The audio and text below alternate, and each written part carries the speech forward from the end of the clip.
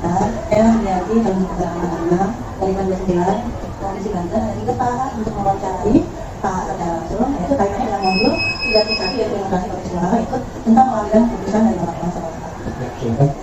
sebagai pimpinan Bapak di CPR ini Pak, Bapak pasti mempunyai visi dalam banyak hal untuk melakukan dalam pengambilan keputusan dari Bapak. Pada saat proses pengambilan keputusan tersebut tentu saja akan melalui berbagai pertimbangan Pak, seperti pengambilan keputusan berbasis akhir, yaitu berupa keputusan terbaik untuk kebanyakan orang, kemudian pengambilan keputusan yang mengikuti prinsip-prinsip atau tata aturan yang berlaku atau pengambilan keputusan berdasarkan rasa peduli Pak. Selama ini Bapak harap bagaimana cara Bapak harap mau identifikasi kasus-kasus yang merupakan dilema etika atau keputusan moral Pak? Ya, terima kasih. Tentunya untuk mengidentifikasi daripada kasus-kasus ini, kalau ada masukan-masukan daripada kasus-kasus ini, otomatis kita kasus-kasus ini didata ringan dan berat. Jadi dengan adanya data-data tersebut, maka ya tentunya kita bisa menyelesaikan apabila keputusan itu tidak membutuhkan pertimbangan dari pengalaman yang akan kita putuskan. Tapi kalau masalah atau kasus itu membutuhkan pertimbangan yang agak rumit dan agak bermasalah misalnya, tentu kita juga menjaga pengalaman menyelesaikan masalah. Yang pertama misalnya ada dua kasus Pak, sama-sama dua-duanya benar atau satu kali sama mengandung nilai kewajiban. Bagaimana cara Pak menjalankan pengambilan keputusan sekarang tersebut, terutama untuk kasus-kasus yang tadi ada dua kali Pak? Terima kasih. Dua kepentingan yang tentunya adalah sama-sama benar, tentunya dalam hal ini saya dalam memutuskan pun tidak semena-mena saya putuskan, tapi saya juga meminta bantuan para PKS sebagai bahan pertimbangan apa yang akan kita lakukan. Jadi dari saran-saran yang diberikan oleh teman-teman PKS itu, maka kita akan putuskan sesuai dengan kadar masalah yang tentunya dilihat. Berdasarkan tadi keputusan Pak, jadi bagaimana rata-rata kira-kira prosedur apa ya yang biasa Bapak lakukan selama ini Pak? Prosedur yang kita lakukan adalah kita mengklarifikasi daripada data atau laporan yang disampaikan dari setiap warga dari sekolah ini tentang kasus itu.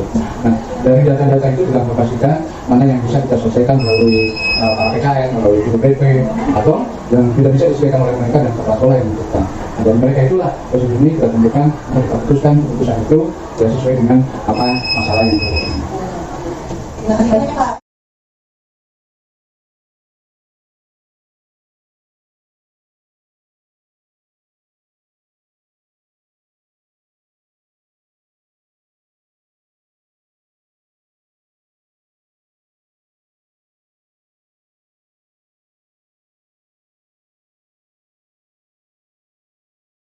Seperti hal-hal yang sudah Bapak lakukan, sudah dijelaskan di awal tadi, itu ada hal apa saja ya Pak yang selama ini Bapak anggap efektif dalam pengambilan keputusan pada kasus-kasus di lima etika? Ya, terima kasih di sini atas pertanyaannya. Hal yang saya anggap efektif dalam pengambilan suatu keputusan, biasanya yang paling efektif itu kita pilih dulu kasusnya, seperti yang tadi saya sampaikan. Yang pertama, jika kasusnya memerlukan penanganan langsung, kita tangani. Tapi jika memerlukan penanganan harus melibatkan banyak unsur, maka kita harus buat dulu berita acara untuk penyelesaiannya.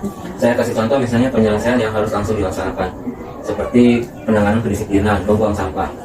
Jika anak membuang sampah kan itu melanggar etika, melanggar aturan. Kemudian ada guru yang melihat anak itu membuang sampah, itu bisa dilakukan, diselesaikan dari itu dengan cara mengingatkan anak untuk mengambil kembali sampahnya dan membuang ke tempat sampah. Kemudian hukumannya adalah teguran lisan. Itu kan.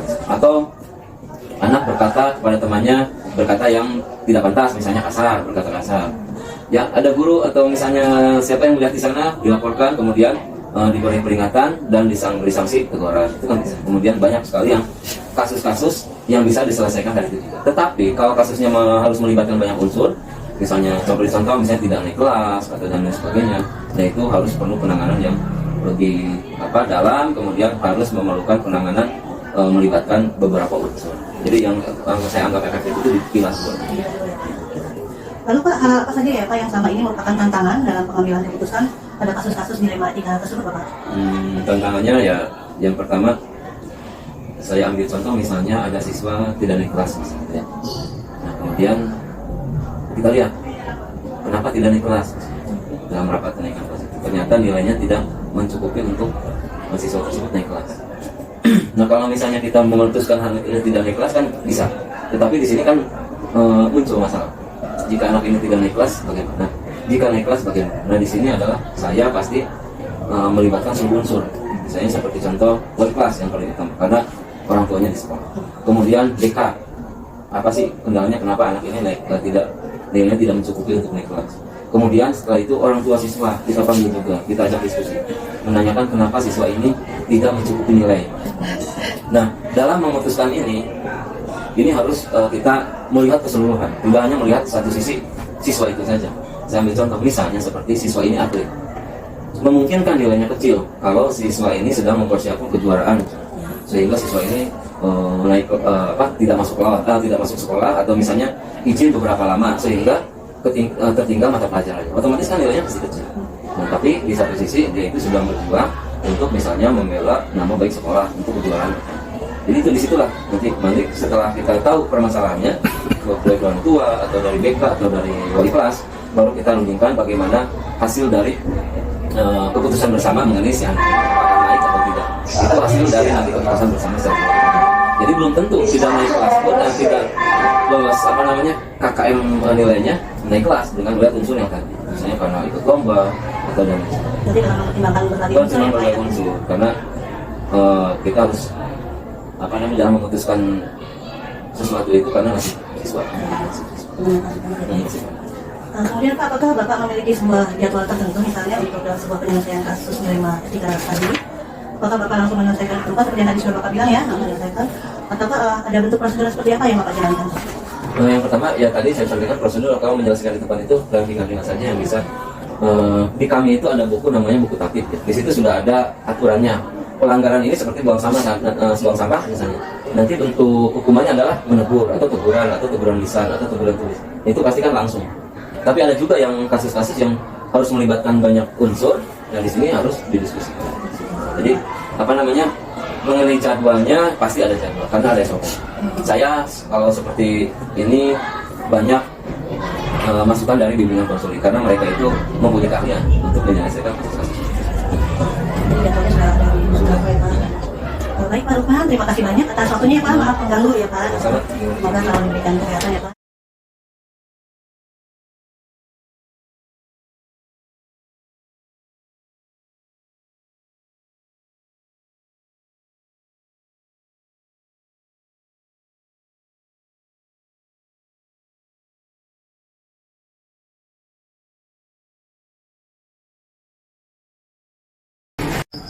Oke, terima kasih Pak Kun yang sudah menjelaskan Pak Kun dari pertanyaan pertama sampai pertanyaan itu. Pak Kun, adakah seseorang atau faktor-faktor apa yang selama ini mempermudah Pak Kun untuk mengambil Pak Kun dalam mengambil keputusan dalam kasus-kasus yang berhubungan tadi dengan nilainya etika itu Pak? Oke, yang pasti kepala sekolah kan tidak bekerja sendiri. Pasti di dalamnya dibantu oleh berbagai ada wakil, ada koordinator BK, bahkan ada koordinator latar belakang. Mungkin ya pasti ada koordinator.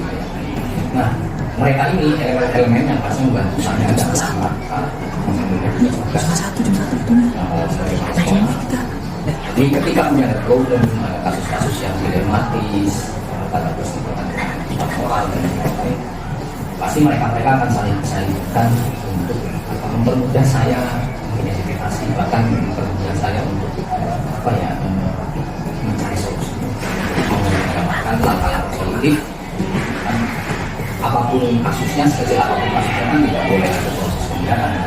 Yang menyelesaikan pasti saya melibatkan berbagai elemen, wakil, koordinator BK, pimpinan OSIS, dan bisa jadi termasuk bisa jadi komite yang juga bisa saya libatkan dalam hal dari solusi-solusi supaya bisa menilai itu bisa menyelesaikan problem yang kadang-kadang tidak bisa. Jadi semua di rumah yang ada di sekolah itu bisa dibantu dengan berbagai macam ya Pak Kun ya. Kemudian Pak Kun pembelajaran apa ya dari pengalaman Bapak sebagai pengambil keputusan tadi sebagai kepala sekolah dalam mengambil keputusan kaitan dengan nilai etika Pak Kun. Mungkin bisa dijelaskan. Seperti saya jelaskan di awal itu bahwa tidak semua kebijakan atau keputusan kepala sekolah itu bisa diterima secara 100%. Memang kalau sudah menjadi keputusan kan sifatnya universal dan betul. Tapi bisa jadi keputusan itu kan bisa menimbulkan probabilitas. Itu hukum alam sih. Oleh karena itu sebagai bahan pertimbangan nanti untuk membuat keputusan ke depannya, pasti sebagai referensinya ketika saya mengambil sebuah keputusan atau kebijakan pasti dipikirkan jauh-jauh diestimasi kira-kira keputusan yang saya ambil ini nilai positifnya apa saja, nilai negatifnya, sehingga bisa terantisipasi. Jadi itu sih pembelajaran, karena hampir setiap kebijakan dan keputusan pasti ada menimbulkan pro dan kontra. Oleh karena itu di awal sebelum mengambil kebijakan pasti sebagai bahan pembelajaran itu pasti diestimasi dulu keputusan A ini dampak positif apa negatif, keputusan B ini dampak negatif apa positif. Sehingga dengan demikian maka terantisipasi, diestimasi dulu. Oh, kira-kira kayaknya dampak negatifnya ini, tapi mungkin solusinya positif. Antisipasi. Jadi pengambilan keputusan itu kepentingan murid ya Pak? Betul, semuanya orientasinya pasti ke kesiswaan urusan dan lain-lain. Yang lain-lain sunat. Terima kasih banyak Pak Kun. Waktunya saya hari ini memperoleh banyak sekali pengetahuan di hari ini dalam mengambil keputusan dan kebijakan pengambilan dilema etika dan kebijakan moral. Ya, sama-sama biasa ya. Semoga Bapak sehat selalu ya. Amin ya Pak ya. Sukses selalu ya. Amin. Sip, tetap semangat.